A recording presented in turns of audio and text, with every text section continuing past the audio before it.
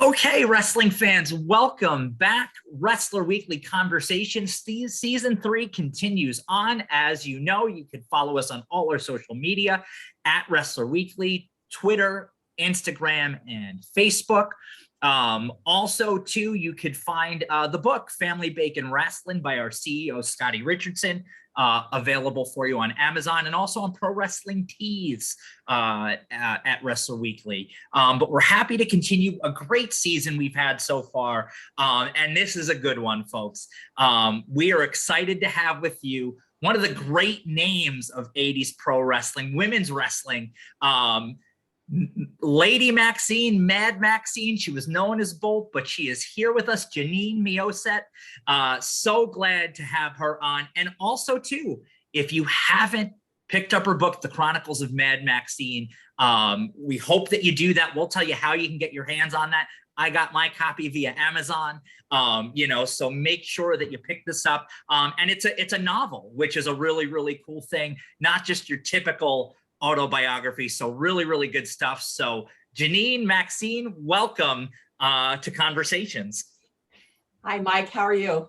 I'm doing great. It's so good to have you. And I know so many fans over the years have asked about you. And I know that a few years ago, you had started going back to some of the conventions and catching up with the fans. What was that experience like for you? To be able to reconnect with the wrestling fans that followed your career? I've actually only done one appearance. It was through Barry Rose, and Okay. it was down near Tampa. And Yes. I really enjoyed the experience. It was really fun to connect with people who had followed, my career and all the craziness that went on down in Tampa and all across the state of Florida. And I just really loved the experience. It was really, it was a warm fuzzy, actually. Yeah. And that's really cool. I know, for me as a longtime fan, when I've gotten the chance to interact with some of the people that I got to watch, I've found, and even the reason why we do what we do at Wrestle Weekly, it's the memories that you make. A lot of people have some great memories that they grew up on, including myself. And to know, it must be really rewarding to know that you were a part of that for people, and to be remembered so fondly by so many fans. One of my favorite parts about wrestling in Florida was the connecting with the kids and the, kind of the teenagers and they've all, they're obviously all grown up now. And yeah. So yeah, to be part of their lives in even a very small way back then. And I remember when I would sign autographs, and I'd always try to write something kind of inspirational, like study hard and do well in book, be brave, and because I think when I was a kid, I would have liked to have heard something like that. Yeah, absolutely. And I love that too, because to me, like, when I've gotten to interact with certain folks, like when you see that somebody that you looked up to, the real person behind them or behind that character is a good human being. Sometimes I say don't meet your heroes, and listen, I think we all have experience, sometimes good or bad, but I've been lucky enough to say that most of the folks I've met over the years have been so gracious and so kind. And again, too, like, I love that, like, when you can inspire somebody with a good word, words can be so powerful. Like a little, to do it, like, you don't know what anybody is going through when you interact with them, if they're having a bad day or had a rough week, and, just to be kind, at the right moment can really make a difference.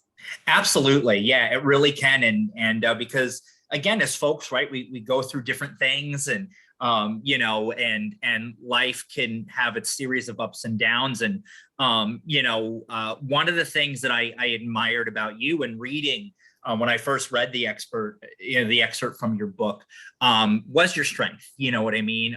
Not easy to break into the wrestling business. I'm sure there was a lot of challenges. What was what helped you? What helped you stay motivated? Obviously, I know there's a lot with Moolah and things like that, but what were the things that helped keep you towards that goal and saying, hey, I'm going to make this, I'm going to do this?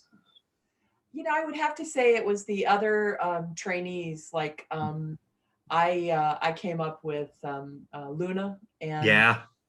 and she was always really encouraging. I know that I've heard other things, where later on in her career she got a little gnarly, but when I was when we were friends, she was just so kind and encouraging. And I was discouraged a lot of the time. I had a hard time just even learning the basics. I have never, because I'm 6'2", I had never done any kind of acrobatics, or just doing a simple bump was, really, really hard. And I wasn't used to, you have to get used to pain. You have to get used to getting slapped and punched and stop kind of recoiling from it. You have to just kind of bear it. And I think that actually serves me, has served me throughout my life, just kind of like, when I've gone through something tough, I look back and I think, well, it's not as bad as,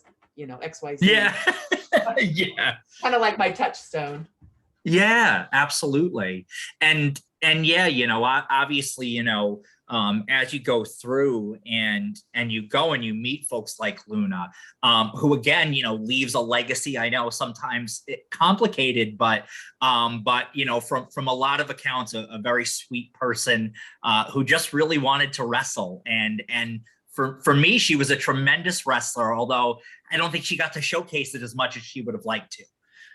Yeah, I agree. I really don't think that she had she should have had a much bigger career. And I think that's down to, being, I think it was partly being kind of under Mullah's, in that sphere of influence. And then, we went down to Tampa and worked for Chief Wahoo McDaniel, along with Peggy Fowler, who was part of our group when we moved from South Carolina to Florida, first to Miami and then over to Tampa.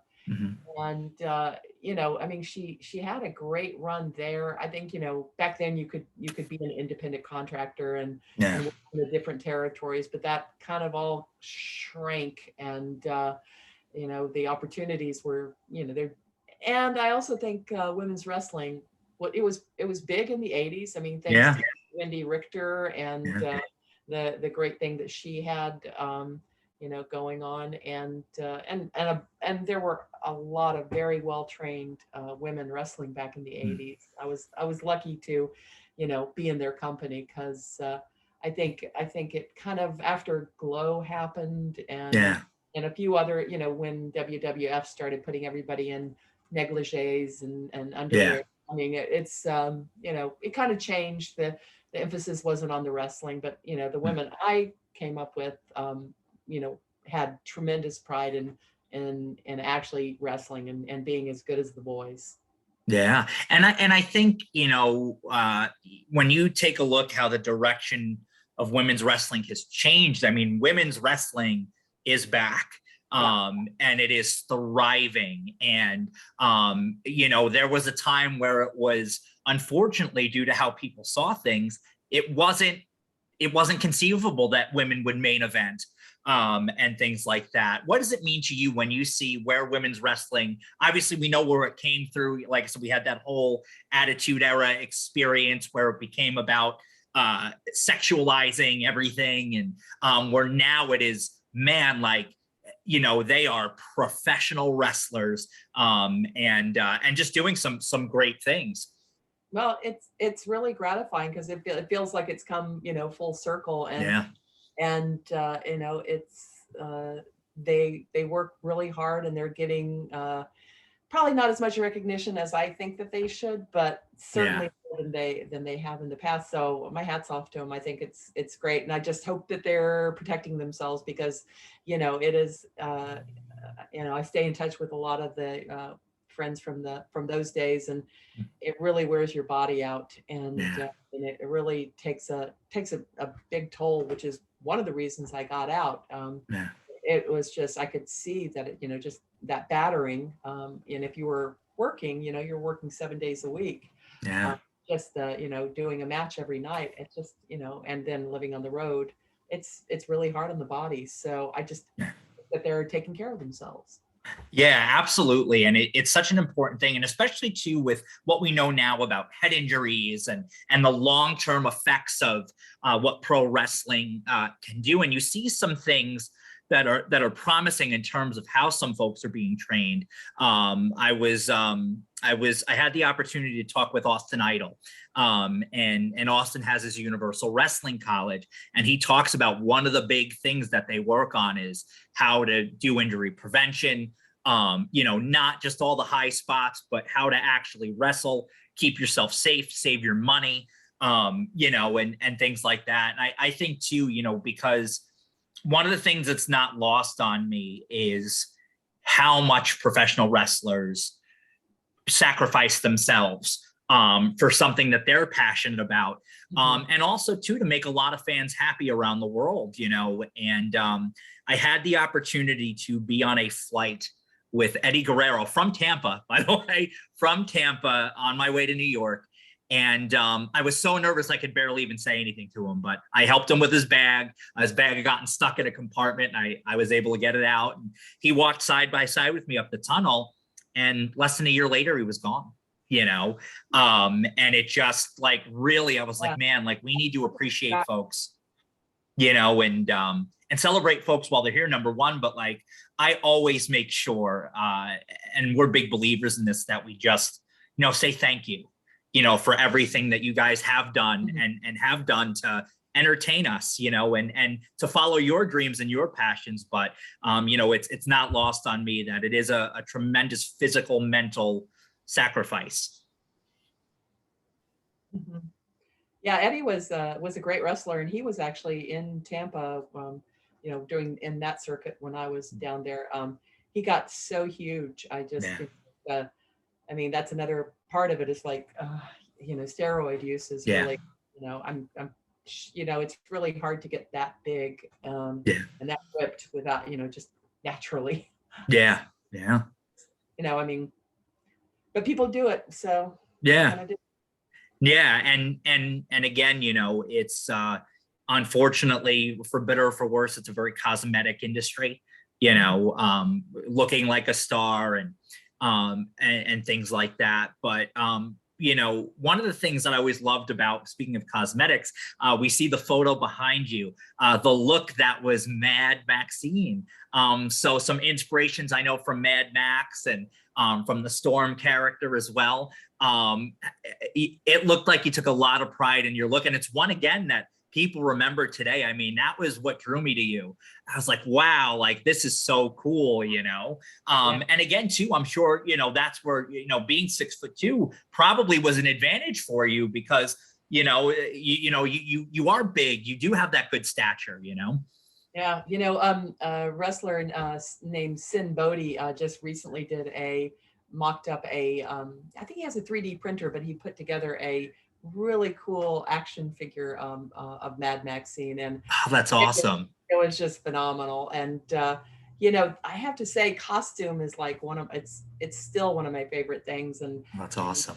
Putting together the character was really fun. And I what happened was Moolah was kind of the training was going on and on and on. It seemed like it was going on forever, and I just felt like I needed to do something to get her off the dime. So I was dating a guy who had a really vast comic collection, and one of them was the character Storm, as you mentioned, and that was the version where she was, she's African American. And I thought, damn, I want to look like that. So without consulting her, I went out there and got a mohawk, and I tell you, she was not too happy with me when I came in, but she worked with it, and it turned out to be a good thing, I guess. Absolutely. And again, like I love, again, the expression that you chose, because again, I think you do have to do something different in order to stand out and to make your name. And you certainly did that well. Now, obviously Moolah's legacy has come under much scrutiny in more recent years. And I think too, because I think we're finding out more. People are talking and sharing their experiences where maybe before they didn't feel as safe.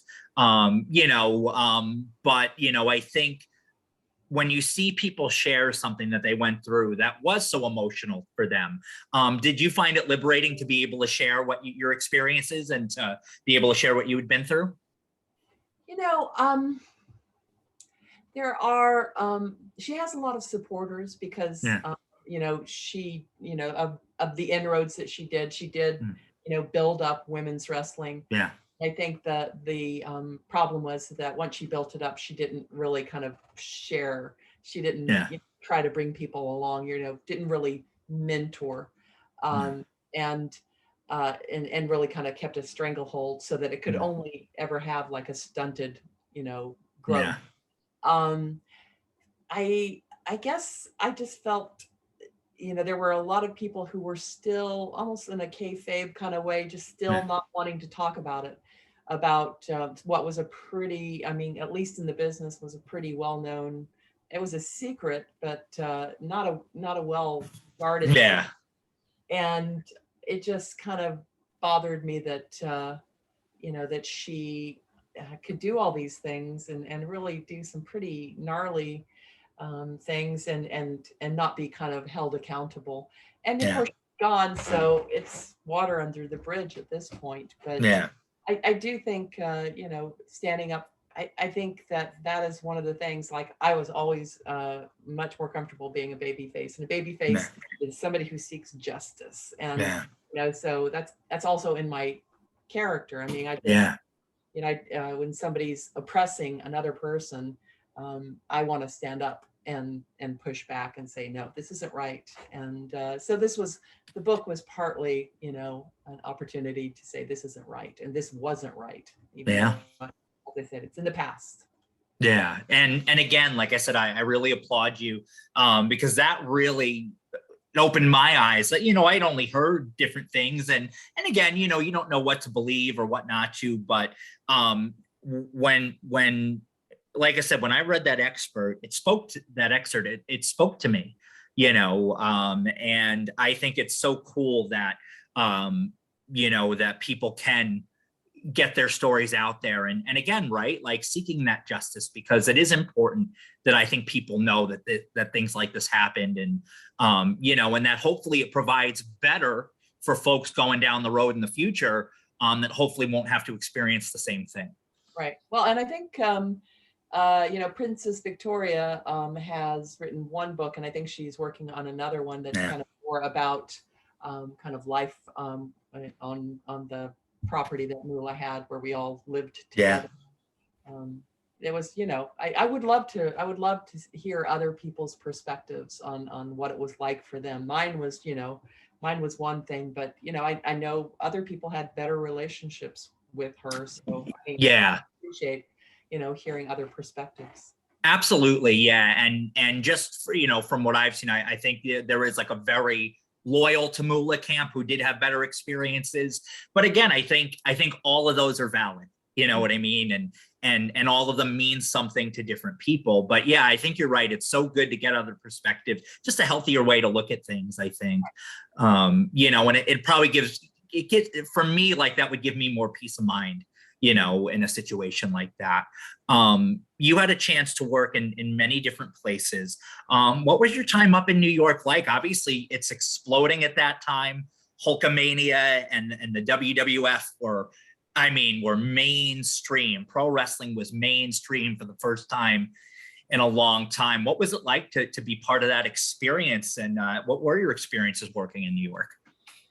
I had two matches, one with Susan Starr and one with Desiree Peterson, and they filmed WWF, which it was called back then, filmed in Poughkeepsie, and it was absolutely terrifying. It was just like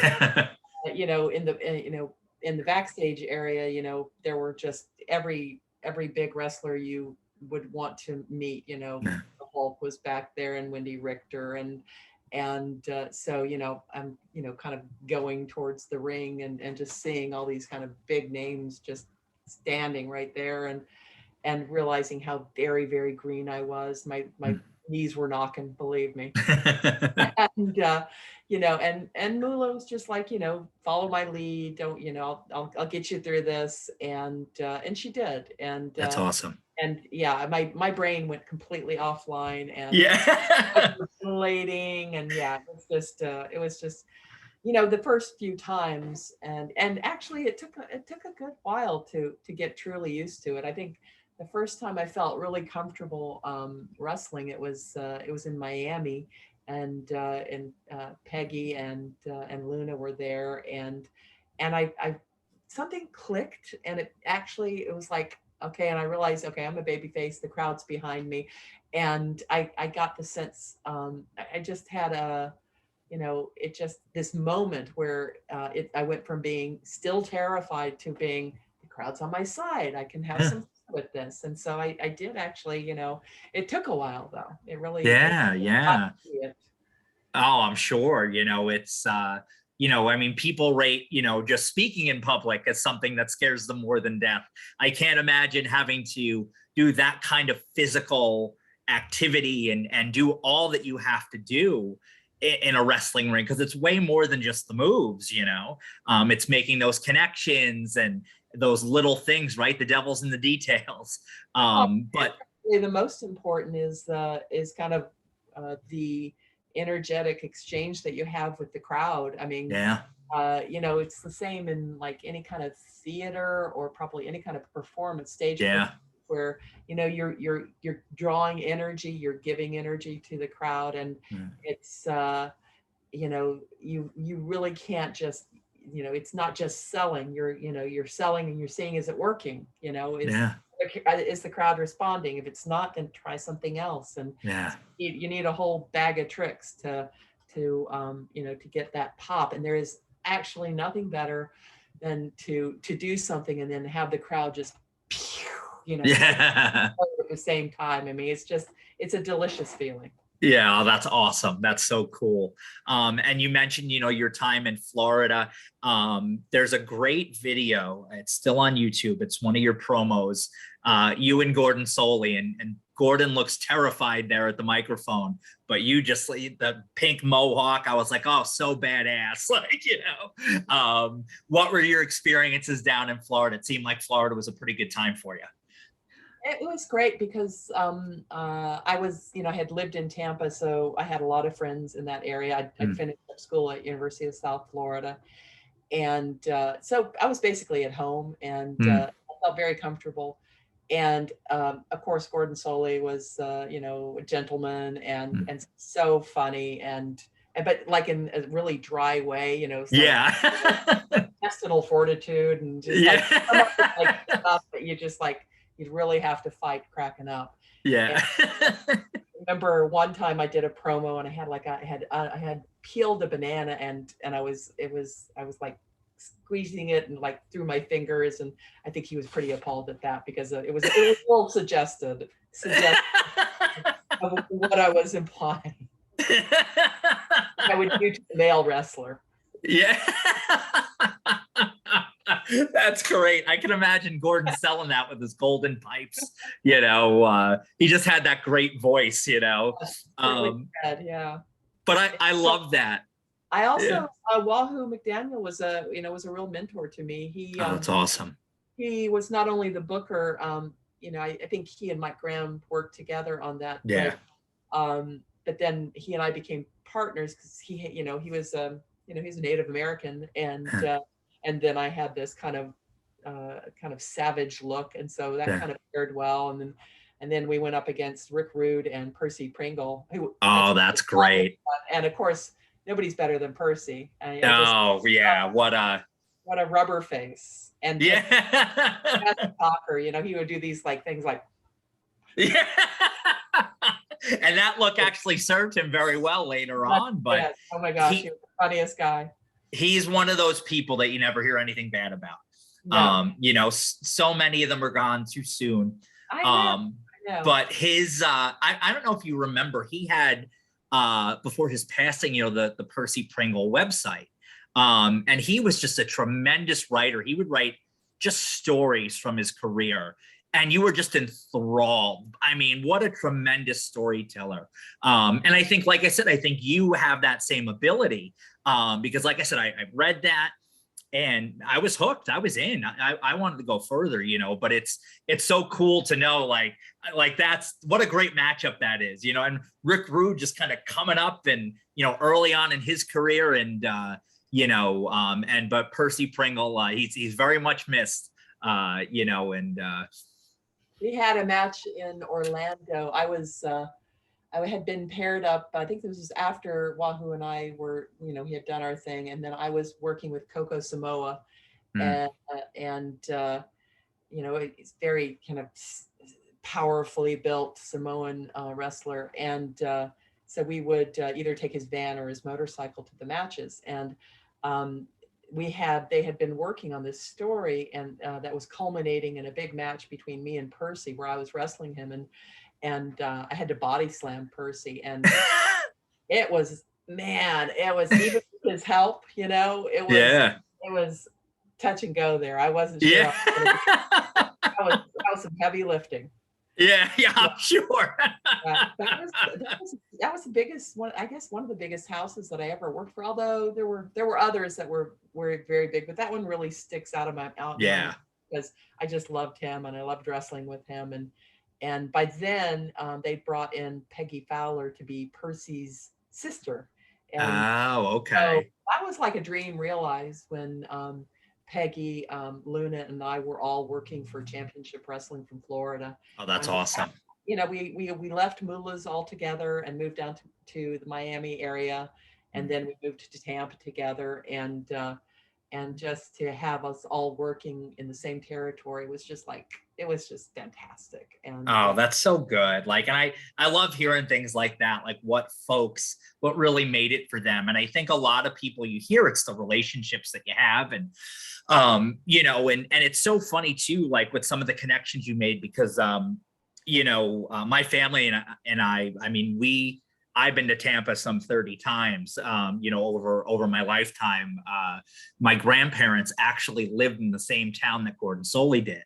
And so I never ran into him or anything, but like when I was, that was like the coolest thing in the world to me, you know, like, oh, Gordon Soley lives here, you know. But you know, yeah. And Florida wrestling was wild. I loved Championship Wrestling from Florida. It used to play up here in New York and New Jersey on the Spanish channel, on Telemundo up here in the New York, New Jersey area. And I remember my uncle telling me, like I said, because it was on late, I think it was on like 11 p.m. or something like that. And I was just a kid at that point, and I remember my aunt telling me they were dating at the time, like, oh, your uncle's got to watch Florida wrestling tonight. You know? But you look at, yeah. I'm sorry, go ahead. I was gonna say, you look at the stories and Kevin Sullivan and all that. I mean, they pushed the envelope, and it was, I mean, wild. I mean, to me, the purple haze coming out of the Atlantic Ocean is still something, you know, something I remember. That was epic. Oh, so good. But yeah, you know, so some really great. I mean, Kevin, it was legit. I mean, you look back, I mean, I was like, wow, this was legit kind of scary, you know? And, you know, and then Luna was like, you know, she was kind of coming into her own, you know, she, you know, at that point she had been kind of recruited and did kind of a mohawky thing. Yeah, I remember when they shaved her head. And she was able to kind of go into that deep, dark heel mode, which is, you know, all she ever wanted was to be a heel like her aunt, Vivian Vachon. So, I mean, that was kind of like, I think the beginning of that whole, you know, when she really came into her own, and that was marvelous to see.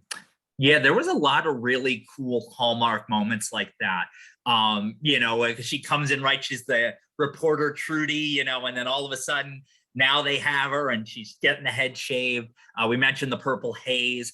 Even Bob Roop, right? When they brought in Bob Roop and he shaved half his head, and painted half his face, and it was like, gosh, that's Bob Roop. Like, you really bought it, Yeah, I totally. I mean, even those of us who were kind of part of the whole scene. I mean, they went really down deep into that rabbit hole. I mean, they really lived it, and it was great. It was wonderful. Yeah, really, really fun times.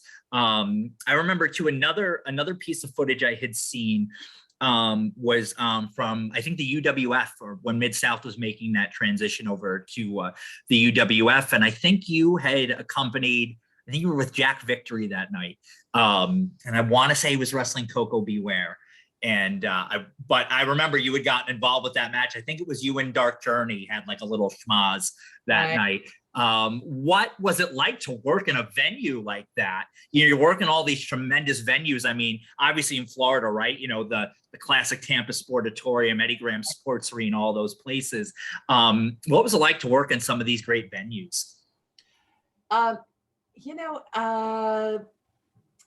It was mostly really exciting and good. Although there were times when mostly I would share the locker room with the guys, which meant I felt, everybody was basically, walking around with a towel or not a towel. Yeah. That was good because it meant that my clothes, my boots, everything that I had was protected. There were times when I was actually, that did not happen, and I got ripped off. So goodness. Yeah. So working those big venues, it was exciting, and but it also kind of, at that point, it was like, it was a job, Yeah. You're going to work, and you're doing basically the same thing, just over and over. Yeah. Dark Journey and I, Linda and I are friends now, but back then we were not friends. And I don't know why that was, but I think because I wasn't too happy with Jack. Okay. It was not my. It was kind of like the most difficult period for me. Okay. Kind of partly, probably it was that I was kind of nearing the point when I was like, I'm almost done with this. I want to be, get back to journalism, and I've had the experience, and I think that this is just it. But there was Sheep Herders and Jack Victory. I mean, there was, the guys in Florida, they made room for me and the other women wrestlers. Yeah. There was less of that with Jack and the Sheep Herders. I mean, there was like, I think there was kind of almost a misogyny, just like, kind of the boys club. And yeah, exactly. And it was uncomfortable. Aww. Most of the time. And so I was kind of, if I had a great partner who I could really work with, I probably would have gotten out at that point. I probably would have been around, but whatever. So we did have one kind of intense, we were at the Astrodome. Well, first of all, in Houston the night before, I'd gotten completely ripped off, and then goodness. Then the next day we wrestled in New Orleans, and I was kind of messed up. I was kind of distraught because I'd been ripped off, and I'd had to go out and find an outfit to wear that was as cool as the venue that I was going to be in. And I hit her pretty hard, and she got me back. And she gave you a receipt. Yeah, she did.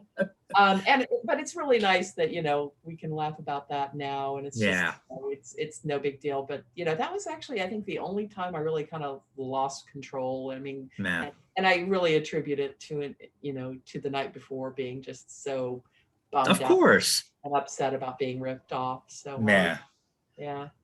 So, but Moolah had told me, like right at the get-go, she said, always put your money in your boot. So so you always had like sweaty money on you, but I'd gotten paid, and I had my money in my boot. So they got my camera and my journal and my costumes, but they didn't get my money because it was in my boot.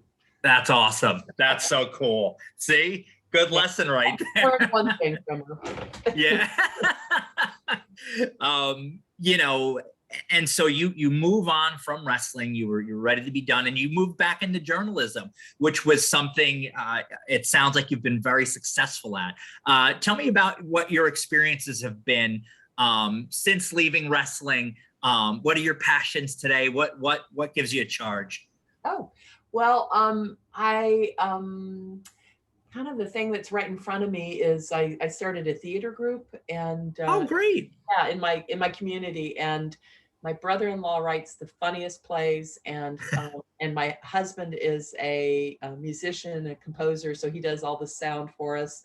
Oh, And wonderful. yeah, we've had COVID put a stop to it, but we're going to get started back in March, and the next one we're doing is called I Dream of Jimmy, which is a riff on I Dream of Jeannie. It's so funny. And so I get an opportunity to work on costumes, work on set, and like a lot of the stuff that I learned about, like transmitting information to an audience from wrestling, I definitely Yeah, because I'm directing the plays, so that's wonderful. yeah. You do everything when you're in a small Oh, community. yeah. I really love that. Yeah. And I'm still doing science writing. I do, I work, I do, I'm not full time. I just kind of do it freelance. And Okay. yeah. And, when I was wrestling or when I was training to wrestle, I did work for the Black News after covering a Klan rally for them. Okay. And from there, when I got out of wrestling, I worked for a Black newspaper in Boston, because I thought this was a good lens to look at the city and to kind Yeah. of understand how things are. And so, just kind of had a couple of different trajectories, but it always ended up I ended up doing mostly science and health writing, which I really enjoyed, and, was very, very good to me. Oh, that's good. I'm so happy to hear that. Yeah. And again, with wrestling and just, I don't know, the culture of it and things like that, you see so many heartbreaking stories. But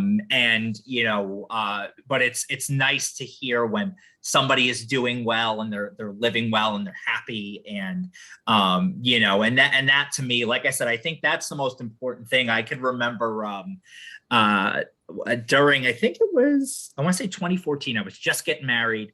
And my wife and I had really gotten into the Daniel Bryan story that WWE was pitching at the time. But knowing that he had some injuries and, things like that, it was like, man, like, as much as I love him as a wrestler, like, if it's healthier for him to not be wrestling, like, that's what I want. Like, that's why I root, you know what I mean?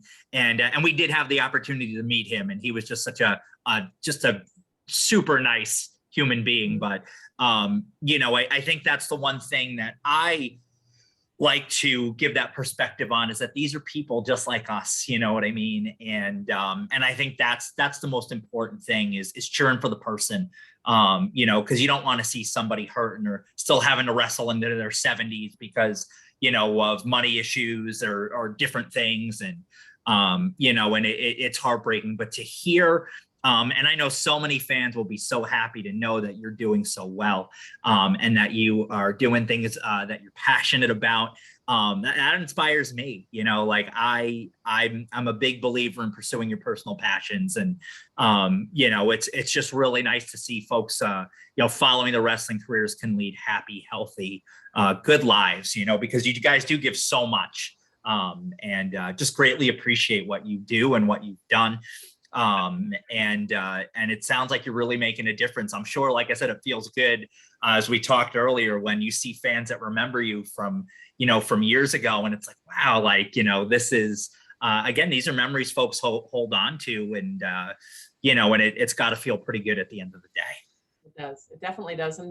And doing an interview like this, is part of that. It's really, it's gratifying. I mean, for me, this was like a really important part of my 20s, Yeah. And now I'm in my 60s, and well, God bless you. You don't look it. Thank you. It's just, it's nice to it's nice to be remembered, and it was like a really special time, and there were parts that were really, really hard. but if I had to do it all over again, I would do the same thing. I would do exactly the same thing. So that's so cool. Yeah. That's so cool to hear. So wrestling fans, what we're going to do, we've had a great conversation here with Mad Maxine. Hopefully you've enjoyed it. I know I certainly have. And I know that there's so many of you who have asked us, over time, hey, what happened to Mad Max? Well, now you know. She's doing okay. She's living well. Don't forget, pick up her book, The Chronicles of Mad Maxine. You can get it at Amazon. Any other outlets, Janine, that they can grab the book at, or? They can buy it directly from me and I can sign it for them. If they go on Facebook, the hard-hitting advice from a lady wrestler, just Google Mad Maxine on Facebook and you can find it, and there's information on the Facebook page. That's great. Advice column from both a heel and a baby face point of view. Oh, very cool. I like it. So yeah, and if you want that copy direct from Maxine, you get it signed. That's going to be a great keepsake to have in your collection. So fans, continue to join us throughout the season. We have some great guests for you. We're going to give you everything we got this season to make this our best yet. But thank you as always for following us and checking in with us, and hopefully you'll continue to take the ride with us. So that being said, thank you, and we will see you next week. Thanks, Mike.